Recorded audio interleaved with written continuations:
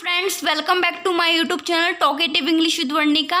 पिछली वीडियो में मैंने आपको बताया था कि इंट्रोगेटिव सेंटेंसेस में कैसे जो है वर्ड का यूज़ किया जाता है, ठीक है। और मैंने फॉर्मूला भी बताया था, ठीक है। वर्ड का यूज़ करते हैं, पहले हम वर्ड लिखते हैं, फिर उसके बाद हम हेल्पिंग वर्ब लगाते हैं, ठीक है। हेल्पिंग वर्ब लगाने के बाद हम सब्जेक्ट लगाते हैं, सब्जेक्ट के बाद हम वर्ब लगाते हैं। टेंस के अकॉर्डिंग ही हम हेल्पिंग वर्ब लगाएंगे और टेंस के अकॉर्डिंग ही हम वर्ब लगाते हैं, ठीक है।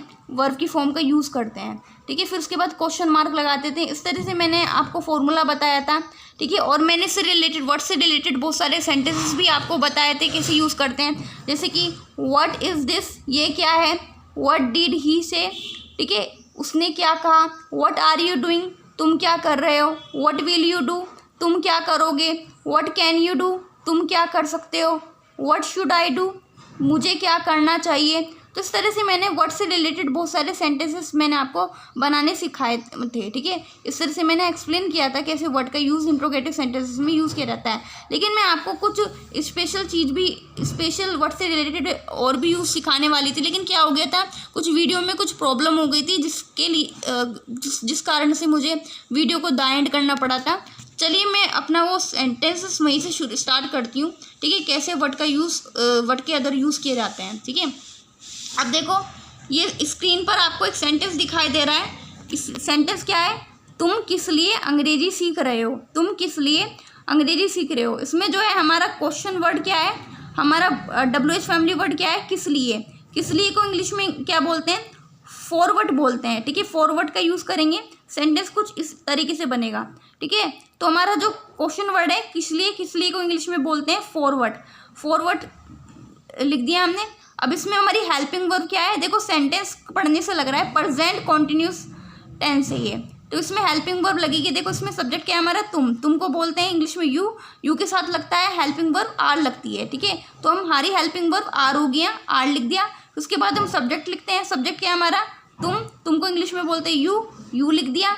अब इसमें हमारी वर्ब क्या है, सीखना, ठीक है। सीखने को इंग्लिश में क्या बोलते हैं, लर्न बोलते हैं ना, लर्न, ठीक है। लर्न के साथ जो है प्लस करेंगे आईएनजी, क्योंकि प्रेजेंट कॉन्टिन्यूस टेंस है।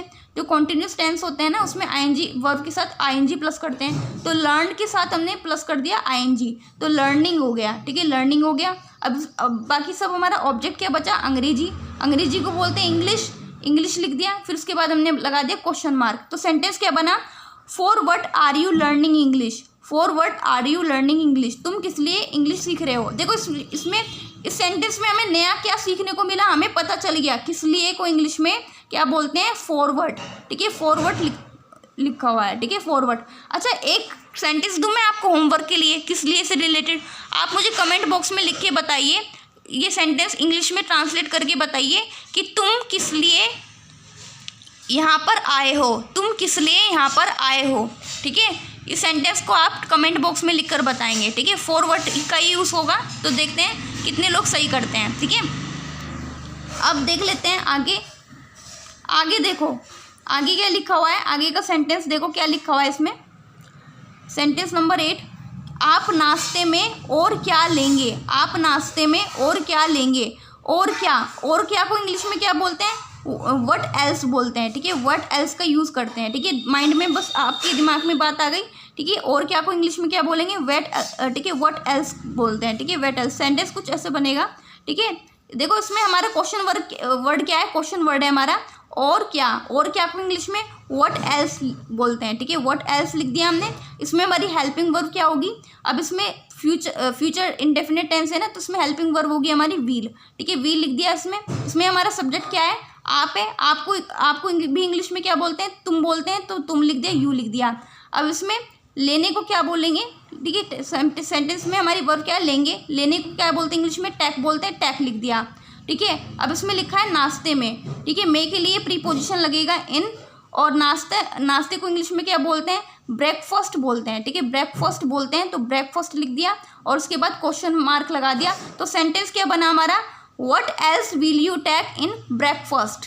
What else will you take in breakfast? ठीक है, आप नाश्ते में और क्या लेंगे, और क्या। अब इस सेंटेंस में हमें क्या सीखने को मिला है नया कुछ, और क्या को इंग्लिश में बोलते हैं what else, ठीक है। what else लिख दिया हमने, ठीक है। what else लिख दिया, ठीक है। what else का मतलब होता है और क्या, ठीक है। और क्या, what else, ठीक है। अब देखो ऐसी सेंटेंस नंबर 9 लिखो, देखो ठीक है। सेंटेंस 9 में क्या लिखा हुआ है, पढ़ो क्या लिखा हुआ है। तुमने शादी में क्या क्या खाया, तुमने शादी में क्या क्या खाया, और क्या क्या आ गया, 2 बार रिपीट हो गया क्या। अब दिमाग में सोच में पड़ गए भाई क्या क्या लिख आ गया। अब इसमें हम क्या वट यूज़ करेंगे, वट 2 बार लिखेंगे, नहीं, वट 2 बार लिखने की ज़रूरत नहीं है। इसके लिए इंग्लिश में एक वर्ड है वट ऑल, ठीक है, वट ऑल यूज़ करते हैं, ठीक है, वट और फिर उसके बाद लिख देंगे ऑल, ठीक है। तो क्या क्या की इंग्लिश होगी, इंग्लिश में 2 बार क्या क्या रिपीट हो गया, तो वट ऑल लिख दिया हमने। अब इसमें सेंटेंस जो है हमारा पास्ट इंडेफिनिट टेंस है और ये इंट्रोगेटिव सेंटेंस है। तो इसमें अब हेल्पिंग वर्ब क्या होगी हमारी, डीड लगाएंगे, तो डीड लिख दिया। अब इसमें हमारा सब्जेक्ट क्या है, तुमने, ठीक है, तुमने को इंग्लिश में बोलेंगे यू लिख दिया हमने। अब इसमें वर्ब क्या है हमारी, खाया, खाने को इंग्लिश में इट बोलते हैं, या टैग का भी यूज़ कर सकते हैं, इट या टैग, ठीक है, दोनों में से एक चीज़ लगा देंगे, चाहे इट लिख दो चाहे टैग लिख दो। अब इसमें लिखा है शादी में प्रीपोजिशन के लिए हम लिखेंगे इन लिख दिया। अब शादी में, शादी को इंग्लिश में क्या बोलते हैं, वेडिंग सेरेमनी, ठीक है, स्पेलिंग मैं आपको पूरी दिखा रही हूँ, वेडिंग सेरेमनी, ठीक है। यहाँ पर वाइट छुप गया है थोड़ा, मेरे कॉपी में दबसी गया है, ठीक है। तो वेडिंग सेरेमनी, ये शादी, इसको शादी को इंग्लिश में वेडिंग सेरेमनी बोलते हैं, ठीक है। अब देख लेते हैं सेंटेंस क्या बना, what all did you it in wedding ceremony, या फिर ऐसे भी बोल सकते हैं इंग्लिश में, what all did you take in wedding ceremony, what all did you take in wedding ceremony, ठीक है, सेरेमनी, ठीक है। तुमने शादी में और क्या क्या खाया। अब देखो हमें तीनों सेंटेंसेस में कुछ नया सीखने को मिला, ठीक है। किस लिए को इंग्लिश में फॉरवर्ड बोलते हैं, और क्या को इंग्लिश में वट एल्स बोलते हैं, वट एल्स, ठीक है, क्या क्या को इंग्लिश में वट ऑल बोलते हैं, ठीक है। आई होप आपको मेरी बात अच्छे से समझ में आई होगी। If you like this video please subscribe my channel, ठीक है। ऐसी यूजफुल वीडियोज़ मैं आप सभी के लिए लाती रहूँगी। तब तक के लिए बाय बाय।